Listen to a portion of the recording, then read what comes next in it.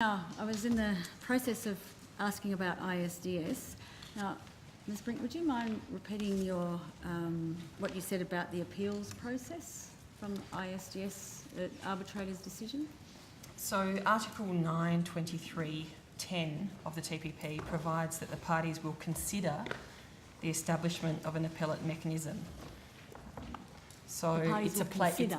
That's right, it's a placeholder because there are currently discussions underway in a number of other fora about whether that is a desirable development, and TPP parties didn't decide on that issue but put this placeholder in the text as a way of coming back to it if those other international discussions lead to a court being developed. Okay, could you set out for me what you believe to be the safeguards for example, environmental regulation? Certainly.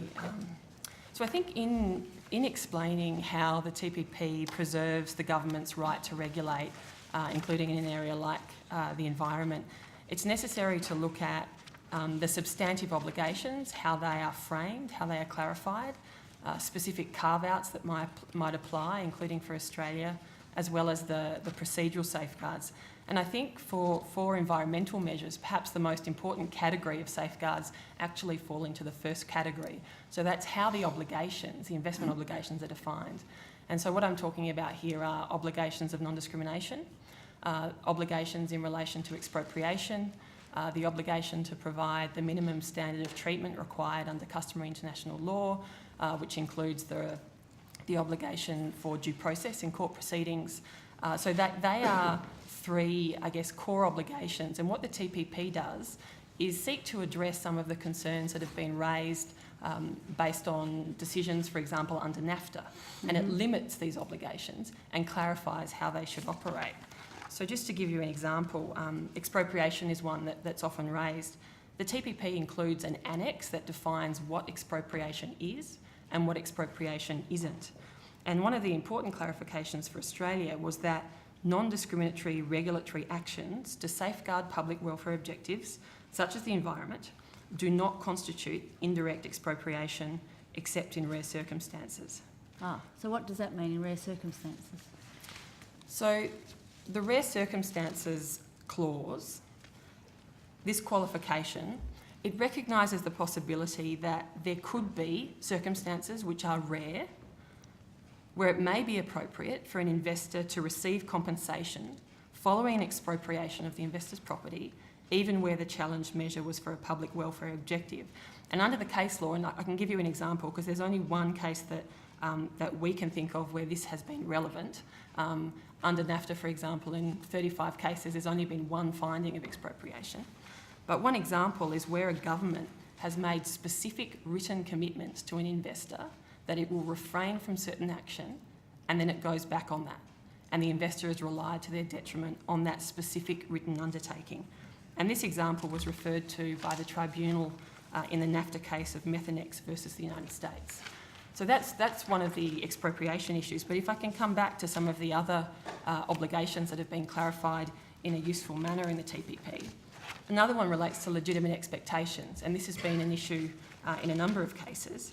And so the TPP clarifies that government action which may be inconsistent with an investor's expectations does not breach the minimum standard of treatment, even if it results in loss or damage to the investment.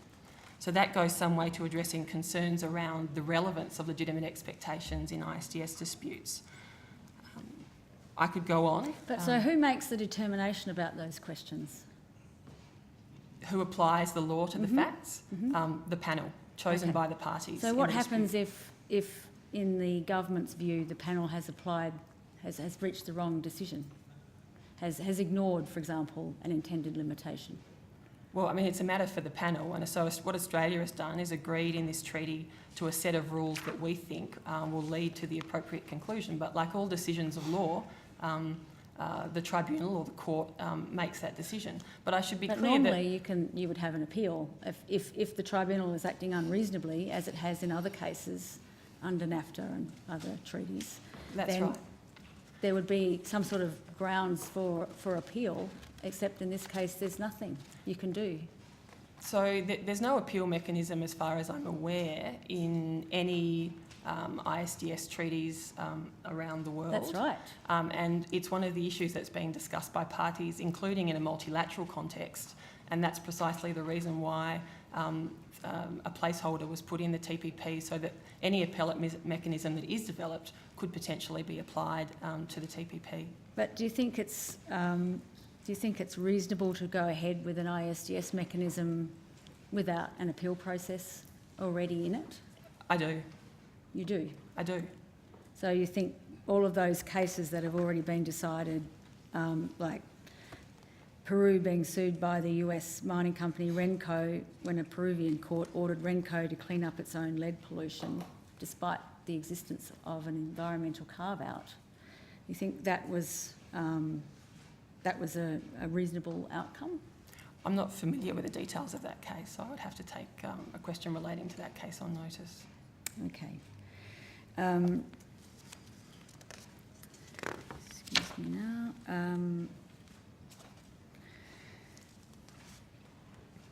If you want to proceed, I'm just finding my other question.